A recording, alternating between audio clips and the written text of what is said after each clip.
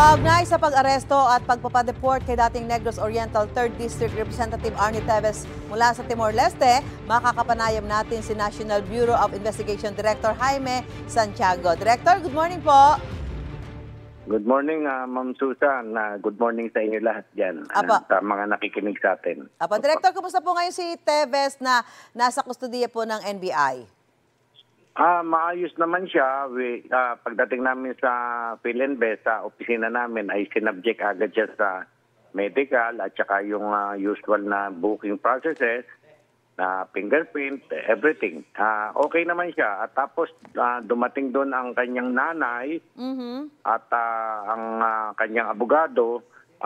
Pinayagan naman namin na magkausap sila at binigyan namin ng time ng privacy para makapag-usap-usap sila. Apo. At ngayon ho ba, andyan pa yung kanyang nanay, pati na yung kanyang legal counsel?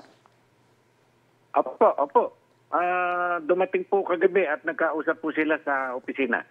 Andyan na rin ho sila nagpalipas ng gabi? Yes, ma'am. Kasi pare-pareho kaming si Congressman Teves, lahat kami pagod na.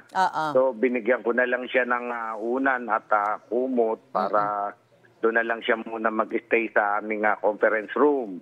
Maayos naman yung aming conference room, kaya ayun. At nilagyan ko lang siya ng tatlong agent na magbabantay doon sa labas para maayos siya. Apo.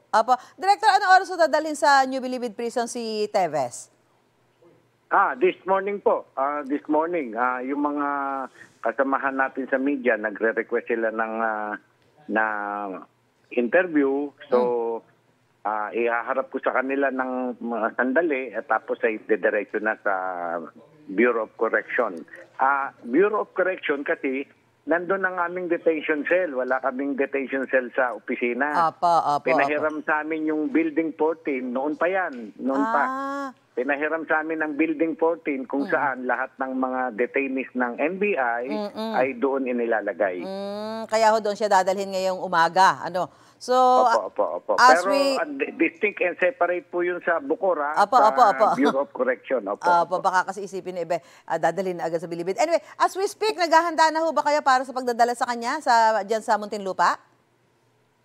Yes, ma'am. We are preparing.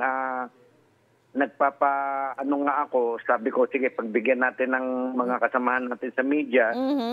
So, 10 o'clock, ipepresent namin siya at kung ano man ang mga katanungan ng ating mga kasamahan ay sasagutin po natin. At Director, may nag-iugnayan po ba ang gobyerno ng Pilipinas sa gobyerno ng Timor-Leste kaugnay sa pag-aresto kay Teves? Ganun na nga po. Nakatanggap tayo ng resolution or whatever we call it na ganun nga, isusuko nila si Teves sa atin finally. At ayun, miniting agad kami ni SOJ, ni Secretary Remulla para makipag-ugnayan at kung paano ba ang proseso. So, ako ang isang natas na magpunta agad doon.